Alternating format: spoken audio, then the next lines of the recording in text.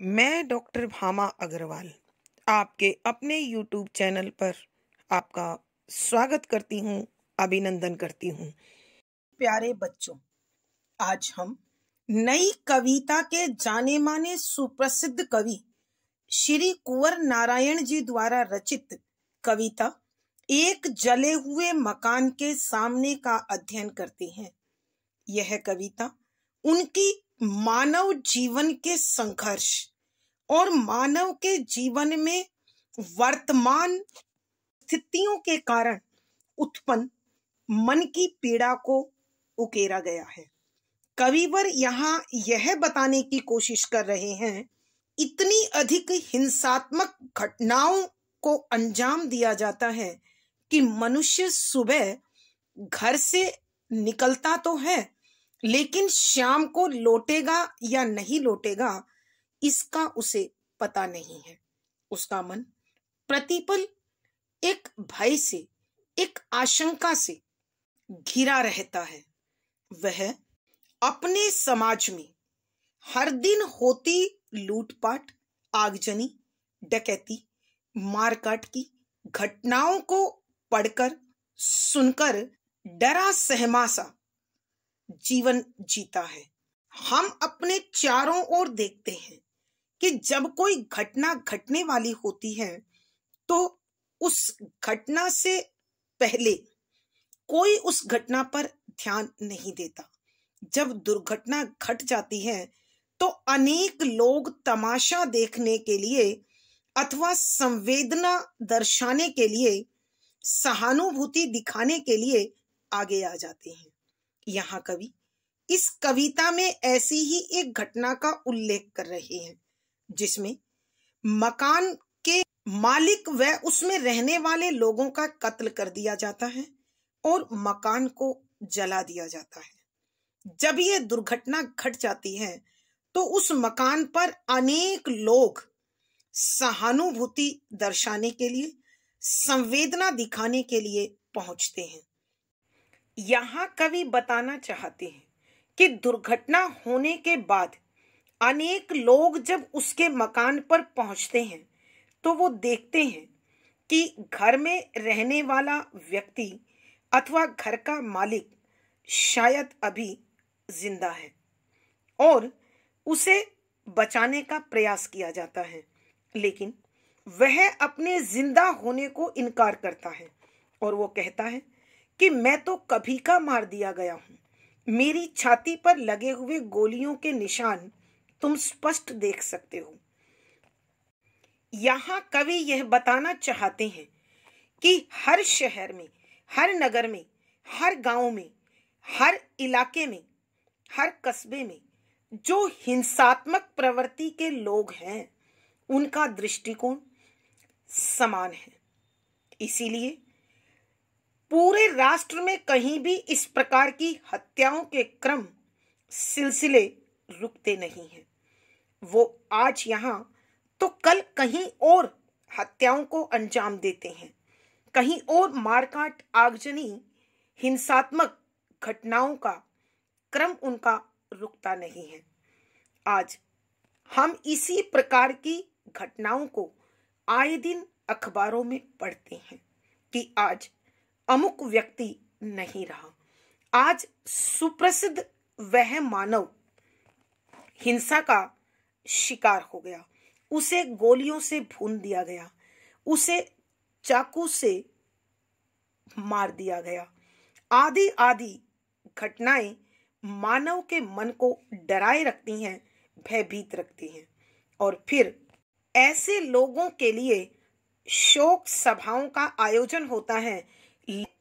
लेकिन इन सभाओं में शामिल होने वाले लोग मात्र सहानुभूति दर्शाने के लिए पहुंचते हैं।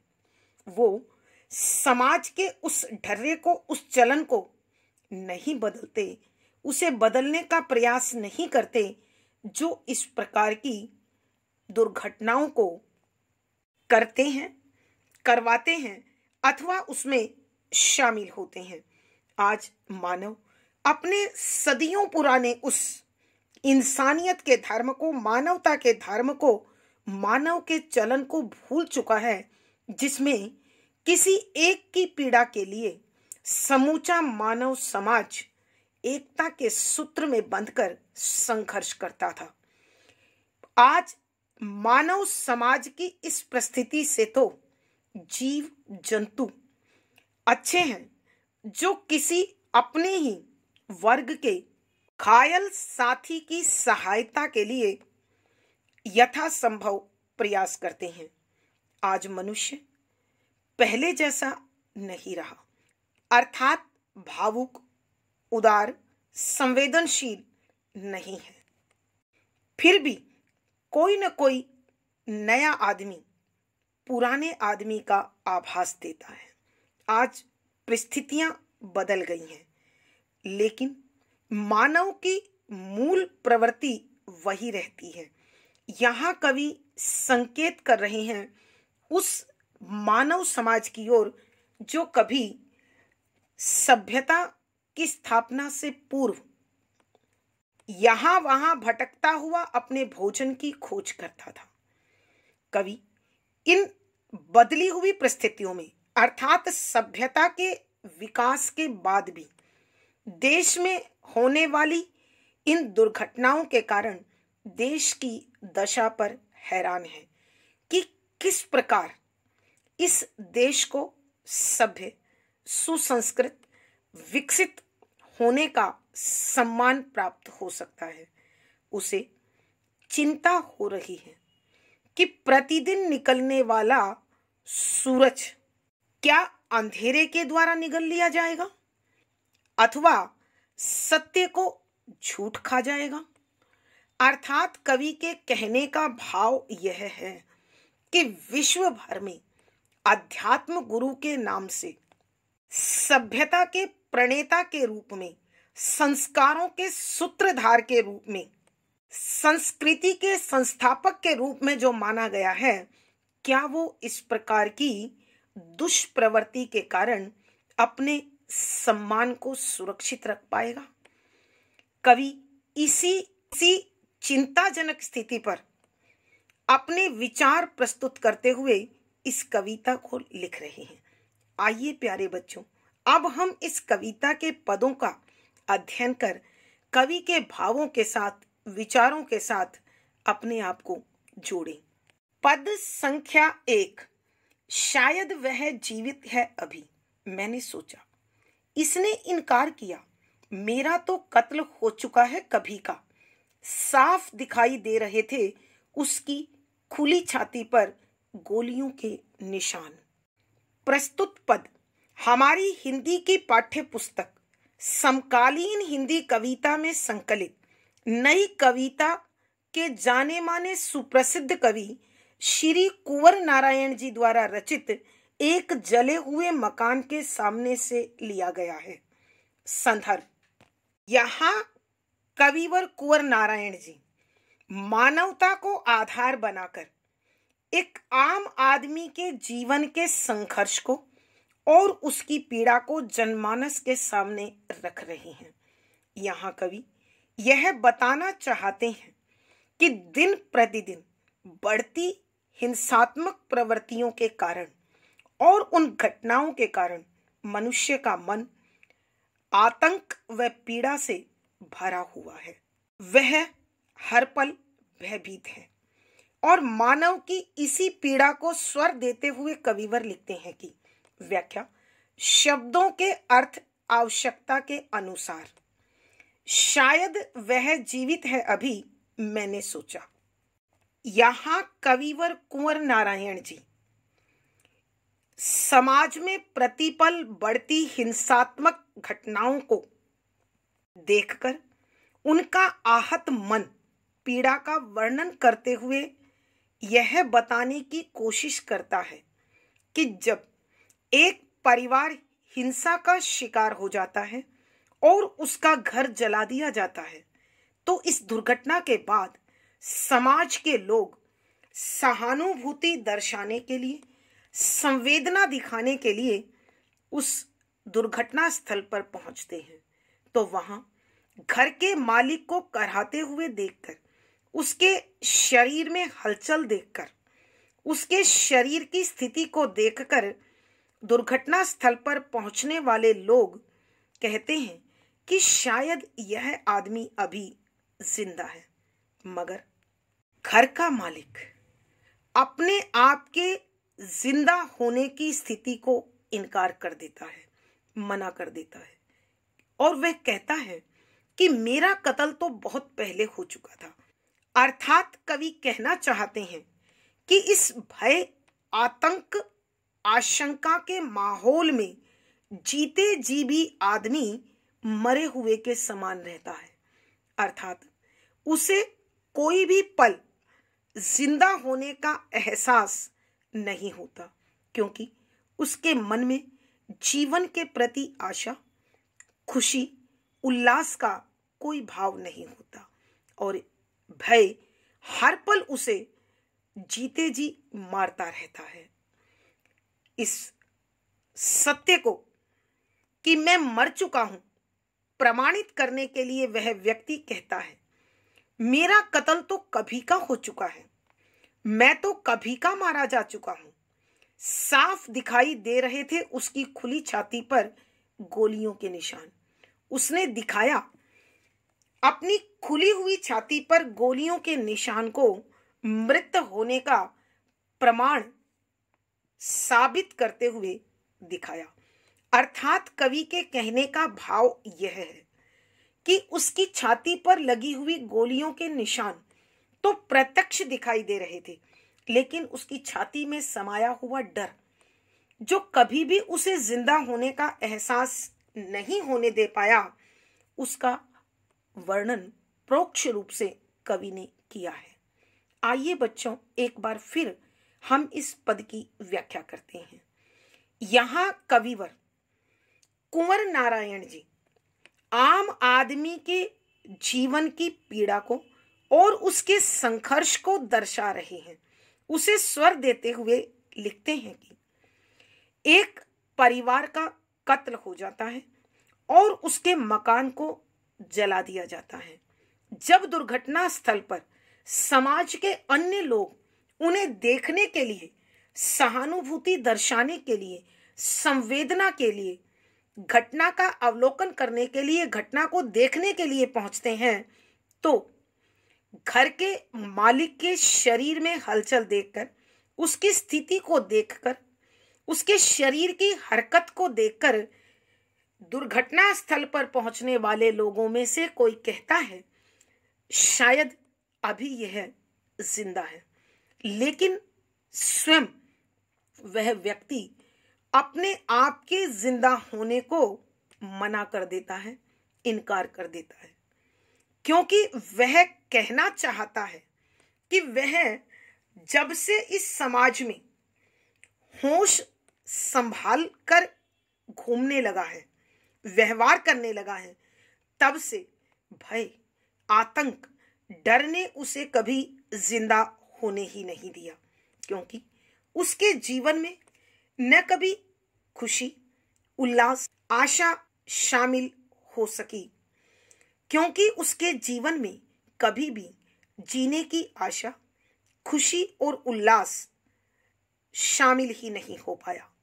कविवर बताते हैं कि वह मृत व्यक्ति, कि वह घायल व्यक्ति अपनी खुली छाती पर गोलियों के निशान दिखाकर उस व्यक्ति के समक्ष कहता है कि मैं तो कभी का मर चुका हूं और मेरी छाती पर लगे ये गोलियों के निशान तुम्हें साफ दिखाई दे रहे होंगे। अर्थात कवि उन गोलियों के निशान के साथ साथ परोक्ष रूप से अपने उस डर की ओर भी संकेत कर रहा है जो उसके सीने में समाया हुआ उसे पल पल मरने को मजबूर कर रहा था। भावार्थ, कवि के कहने का भाव यह है कि वर्तमान दौर में यह हिंसात्मक दुर्घटनाएं अथवा घटनाएं प्रतिपल मानव के मन की पीड़ा को और उसके संघर्ष को इस कदर बढ़ाए रखती हैं कि वो जीते जी मरे के समान रहता है। विशेष यहाँ कवि ने मानव मन की पीड़ा को प्रतीकात्मक रूप में दर्शाते हुए उसका हृदय स्पर्शी वर्णन किया है। सरल सहज भाव के अनुरूप भाषा का प्रयोग हुआ है। करुण रस प्रसाद गुण है। व्यंजना शब्द शक्ति है। मुक्तक छंद है, गे शैली है। यहाँ कवि संवादात्मक शैली का निर्वाह कर रहे हैं। पद संख्या 2।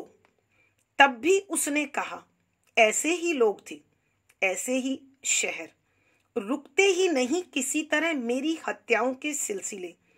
प्रसंग पूर्ववत। संदर्भ। यहाँ कविवर कुंवर नारायण जी मानवता के स्तर पर आम आदमी के मन की पीड़ा और उसके संघर्ष को उकेर रहे हैं।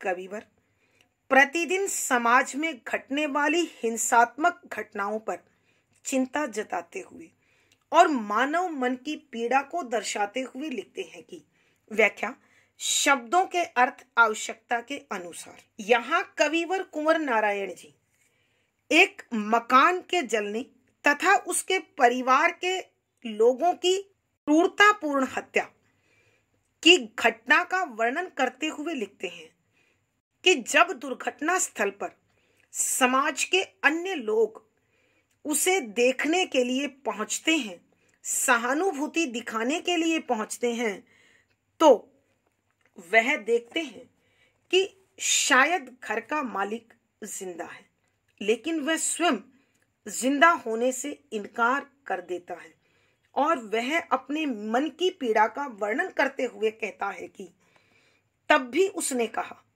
कि अपनी छाती पर गोलियों के निशान को दिखाने के बाद उसने कहा कि इन हिंसात्मक घटनाओं को अंजाम देने वाले, इस प्रकार कत्ल करने वाले, आगजनी करने वाले, लूटपाट करने वाले लोग ऐसे ही लोग होते हैं। चाहे कोई भी गली हो, मोहल्ला हो, कस्बा हो, शहर हो, नगर हो, इन लोगों की मूल प्रवृत्ति अपना स्वार्थ और हिंसा होती है। ऐसे लोगों के हृदय में कोई संवेदना, कोई सहानुभूति, कोई प्यार नहीं होता है। इसीलिए हर शहर, हर नगर में, हर स्थान पर हर रोज इसी प्रकार की हत्याओं का क्रम बड़े लंबे समय से लगातार चला आ रहा है। चाहे व्यवस्थाएं कैसी भी क्यों ना हो, चाहे शासन तंत्र और समाज तंत्र कैसा भी क्यों ना हो, आम आदमी को तो पल पल जीते जी ही मरना पड़ता है। आइए बच्चों एक बार फिर इस पद की व्याख्या करते हैं। यहाँ कविवर कुंवर नारायण जी मानवता के स्तर पर आम आदमी के संघर्ष और उसके मन की पीड़ा को आंकते हुए उसके मन को पढ़ने की कोशिश कर रहे हैं।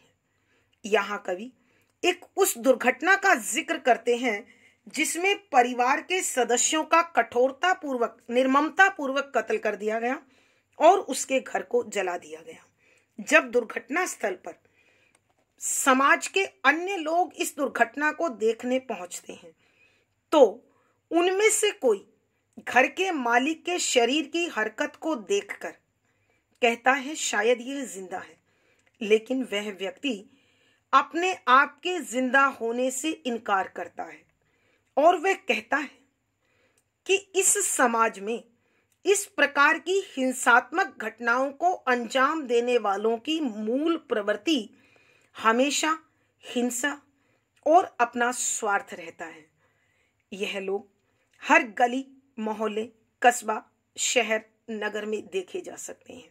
यही कारण है कि संपूर्ण राष्ट्र में इस प्रकार की हत्याओं के सिलसिले, इस प्रकार की हत्याओं के क्रम रुकने का, थमने का नाम नहीं लेते हैं।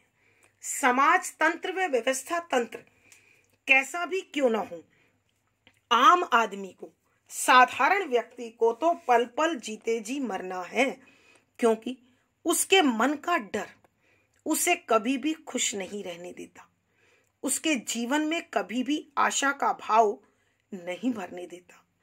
वह अपने जीवन के प्रति कभी भी आश्वस्त नहीं हो सकता, जीवन में उसका विश्वास जिंदा नहीं ठहर सकता। भावार्थ, कवि के कहने का भाव यह है कि इस प्रकार की हिंसात्मक घटनाएं, आगजनी, लूटपाट और हत्या की दुर्घटनाओं के कारण आम आदमी प्रतिपल मरता रहता है। विशेष यहाँ कवि ने प्रतीकात्मक रूप में मानव मन की पीड़ा का हृदयस्पर्शी वर्णन किया है।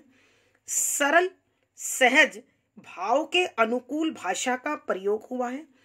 करुण रस है, प्रसाद गुण है, व्यंजना शब्द शक्ति है, मुक्तक छंद है, आत्मकथात्मक और संवादात्मक शैली में लिखी गई कविता है। यहाँ अनुप्रास आदि अलंकारों का सुंदर सटीक प्रयोग हुआ है। आज की कक्षा में प्यारे बच्चों इतना ही। अगली वीडियो में फिर मुलाकात होगी। आशा है आपको पढ़ा गया विषय समझ में आया होगा। अपने भाव व विचार कमेंट बॉक्स में लिखें। वीडियो को लाइक करें, शेयर करें और चैनल सब्सक्राइब करें। आपका दिन और जीवन मंगलमय हो, इसी शुभकामना के साथ आभार, धन्यवाद।